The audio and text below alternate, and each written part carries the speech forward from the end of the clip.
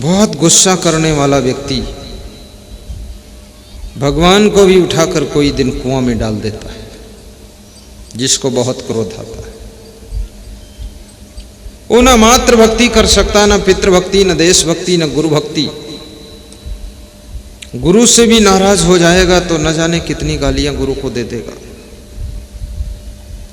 मां से नाराज हो जाएगा तो बूढ़ी मां की चोटी पकड़कर घसीटेगा, उनको भी पीटेगा। बाप से नाराज हो जाएगा, बाप को भी धक्का मारकर गिरा देगा। देश के प्रति अगर नाराज हो गया तो देश को बर्बाद कर देगा। जिसके अंदर त्याग नहीं है वो भक्ति नहीं कर सकता है। भक्ति त्याग मांगती है, भक्ति संतोष मांगती है। इसलिए शिवरी का नाम शिवरी है, क्योंकि शिवरी को सब्र थी, और सब्र माने संतोष होता है। भक्ति संतोष का मार्ग है, भक्ति सब्र का मार्ग है। भक्ति में अगर संतोष नहीं, जिसके पास संतोष नहीं है, सब्र नहीं है, सहनशीलता नहीं है, वह व्यक्ति भक्ति नहीं कर सकता है। उसको सोने के लिए स्थान अच्छा नहीं मिलेगा तो उसी में वो थैला लेकर भाग जाएगा। इसलिए संतोष चाहिए। यहां पर ऐसे ऐसे लोग जमीन में बैठे हुए हैं बिछावन पर, जो लोग कभी सोफा सेट से नीचे नहीं उतरते। डबल बेड पर सोते हैं, सोफा सेट पर बैठते हैं, 15 लाख की गाड़ी में चलते हैं। आज गुरु के प्रेम में इतना संतोष है, सब्र है कि जमीन पर बैठकर भी मुस्कुरा रहे हैं कि बहुत आनंद आ रहा है। गोधन गज धन बाज धन और रतन धन खान, जब आवे संतोष धन सब धन धूरि समान। गोधन गज धन बाज धन और रतन धन खान, जब आवे संतोष धन सब धन धूरि समान। आपके पास में कितना ही धन हो, लेकिन अगर संतोष धन नहीं है तो आप दुखी रहो। संतोष धन का अर्थ ये भी नहीं है कि धन कमाओ मत। कितने लोग संतोष का अर्थ उल्टा लगाते हैं, काम नहीं करते और कहते हमें संतोष हो गया। तुम्हें संतोष नहीं हुआ, तुम्हें आलस्य हो गया। संतोष का अर्थ ये नहीं कि दुकान न खोलो, संतोष का अर्थ ये नहीं खेती न करो, संतोष का अर्थ ये नहीं मेहनत न करो, संतोष का अर्थ ये नहीं काम न करो, संतोष का अर्थ ये नहीं कि राजनीति न करो, संतोष का अर्थ ये भी नहीं है कि आप व्यवस्था बिगाड़ दो। संतोष का अर्थ है मेहनत खूब करो, खेती खूब करो, दुकानदारी खूब करो, बिजनेस लंबा चौड़ा करो, राजनीति जबरदस्त करो, लेकिन जो भी उसका फल मिला है उसमें खुश रहो, संतुष्ट रहो। इसका नाम संतोष है। और परिश्रम तो सफलता की कुंजी है। मेहनत तो उन्नति की चाबी है। बिना मेहनत तो कुछ होने वाला नहीं। आपके घर में आटा रखा है, दाल है, चावल है, सब्जी है, मिर्च मसाला जीरा धनिया सब कुछ रखा है, किचन है, गैस है, सब है, बर्तन है, लेकिन तुम मेहनत नहीं करोगे तो भोजन पकेगा नहीं। फिर आपको उठना पड़ेगा, बर्तन साफ करना पड़ेगा, आटा मारना पड़ेगा, किचन में गैस चूल्हा जलाना पड़ेगा, फिर उस पर चढ़ाना पड़ेगा, फिर रोटी बनाना पड़ेगा, उसके बाद सब्जी तैयार करोगे, काटोगे, पकाओगे, तब जाकर परोस कर खाओगे, तब आपको तृप्ति मिलेगी। आदमी के पास में कितना कुछ भी हो, लेकिन बिना परिश्रम के उसका जीवन नहीं चल सकता है। इसलिए मेहनत करना चाहिए। परिश्रम करने से स्वास्थ्य भी अच्छा रहता है, और परिश्रम करने से गरीबी भी भागती है, और परिश्रम करने से तुमको सभी प्रेम भी करेंगे, और मेहनत करने से सब तुम्हें धन्यवाद भी देंगे, और आलस्य करने से घर में भी लोग कहेंगे माटी का धोंधा है। एक सासू कह रही थी कि बेटे का विवाह था तो मैं सोचती थी कि मेरी लाड़ी आएगी, लेकिन ऐसी लाड़ी आई है वो लाड़ी नहीं है, वो भैंस की पाड़ी है, पड़ी रहती है। सोती रहती है, कुछ काम ही नहीं करती है। तो बोले लाड़ी के बदले पानी मिली।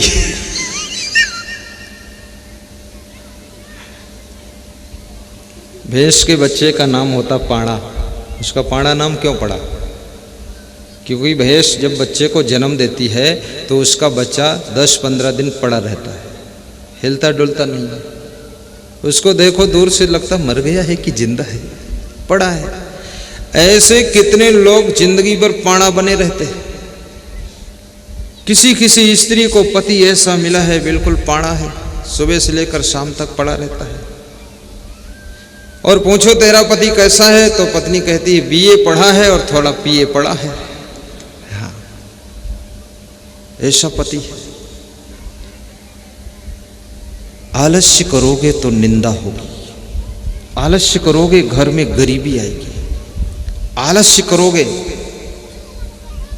तो लोग तुमसे प्रेम नहीं करेंगे। परिश्रम करोगे, और एक बात याद रखना, परिश्रम भी समय पर करोगे तो सफलता मिलेगी, केवल परिश्रम से सफलता नहीं मिलेगी। गेहूं जिस समय खेत में बोना है उस समय बोओगे तो गेहूं की फसल पककर आएगी।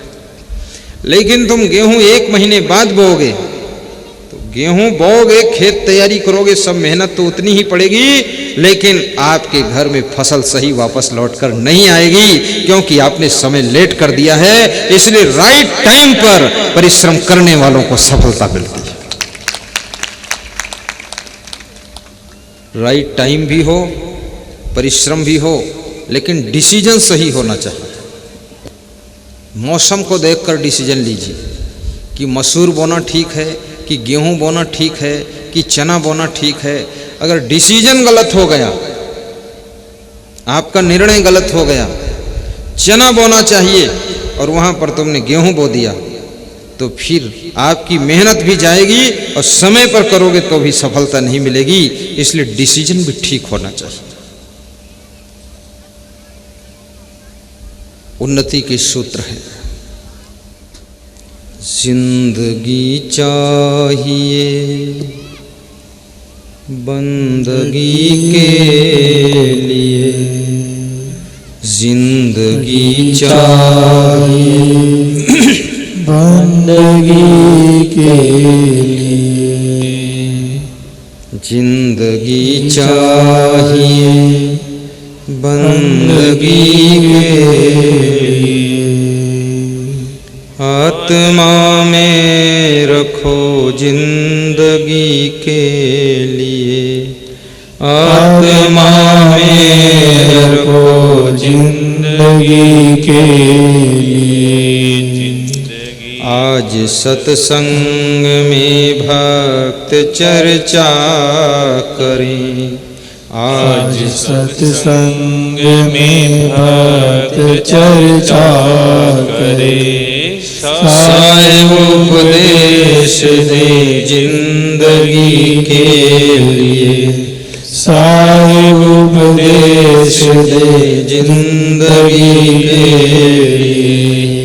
जिंदगी चाहिए बंदगी के लिए, जिंदगी चाहिए बंदगी के लिए। आज आए गुरु धन्य हम सब हुए, आज आए गुरु धन्य हम सब हुए। सर मेरा झुक गया बंदगी के लिए, सर मेरा झुक गया बंदगी के लिए। बंदगी चाहिए जिंदगी के लिए, बंदगी चाहिए जिंदगी के लिए। बोलिए सद्गुरु भगवान की जय। अष्टावक्र बिना व्यक्तिगत निमंत्रण के जनक की सभा में जा रहे हैं, और बिना निमंत्रण के कौन जा सकता है।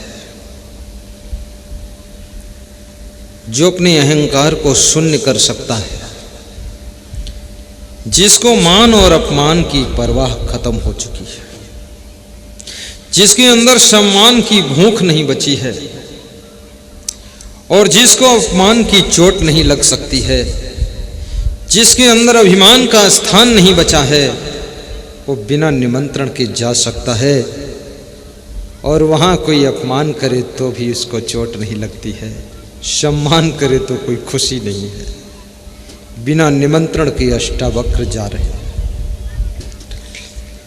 और मान अपमान सम्मान का प्रभाव किसके ऊपर नहीं पड़ता है? जो स्थित प्रज्ञ होता है। श्री कृष्ण गीता में कहते हैं,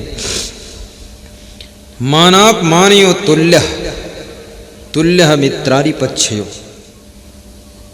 हमारी नाव को स्वामी लगा दो पार धीरे से, हमारी नाव को स्वामी लगा दो पार धीरे से, लगा दो पार धीरे से, लगा दो पार धीरे से।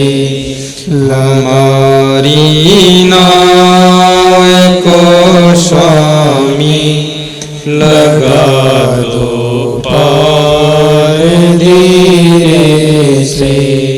न मांझी है न केवट है, न रुख सीधा हवा का है, न मांझी है न केवट है, न रुख सीधा हवा का है। तुम्हारा नाम लेता हूँ, तुम्हारा नाम लेता हूँ, मेरे सरकार धीरे से। तुम्हारा नाम लेता हूँ, मेरे सरकार धीरे से।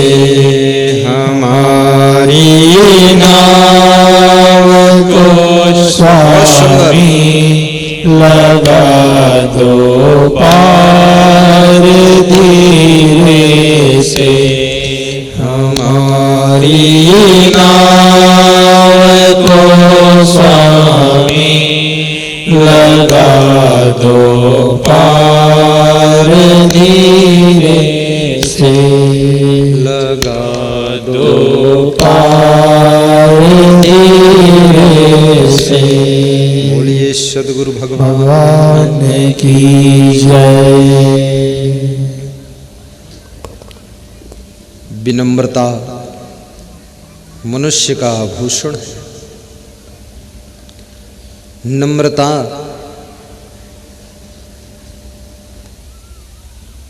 तुम्हारे जीवन की शोभा है। अष्टावक्र की नम्रता जनक के दरबार में लेकर जा रही है। विनम्र व्यक्ति पूरी गम खा सकता है, प्रतिकूलताओं को सह सकता है, अहंकार सहनशीलता नहीं रख पाता है। अपने घर में भी विनम्रता रखना। आपका पति कुछ कभी कह दे, लड़ने के लिए आमादा मत हो जाना। आपकी सासू कभी डांट दे, रिप्लाई न करना, प्रत्युत्तर न देना, ये तुम्हारी महानता है। आपकी लाड़ी से गलती हो जाए, समझा देना और क्षमा भी कर देना, लेकिन उसको कठोर व्यवहार से सताना मत, इससे पाप लगता है। क्योंकि आज जो बहू है कुछ वर्षों बाद वो सासू बनेगी, और आज जो सासू है कुछ दिनों के बाद रिटायर हो जाएगी। शासन बदलने वाला है, सासू का ट्रांसफर होने वाला है। इसलिए सासुओं को चाहिए कि अपनी बहुओं को बहुत प्रेम से रखें, क्योंकि आपकी वृद्धावस्था आएगी, हाथ पैर कमजोर हो जाएंगे, खाट पर आराम करोगी, पानी कौन देगा, चाय कौन पिलाएगा। इसलिए वो सासू बुद्धिमान है जो सासू 24 घंटे में एक बार अपनी बहू को चाय बनाकर प्रेम से पिलाती है और कहती है, बहू चाय पी ले, जब मैं बूढ़ी हो जाऊंगा तब ख्याल रखना, तेरे हाथों में ही सब होगा। ऐसी मधुरता से बोल देना, क्योंकि संसार का शाश्वत नियम है, परिवार प्रेम से ही चलता है, संगठन प्रेम से ही चलता है, समाज प्रेम से चलता है। जहाँ प्रेम खत्म हो जाता है वहाँ परिवार बिखर जाता है, जहाँ प्रेम टूट जाता है संगठन भी टूट जाता है। प्रेम धागा है, एक दूसरे को बांध कर रखता है।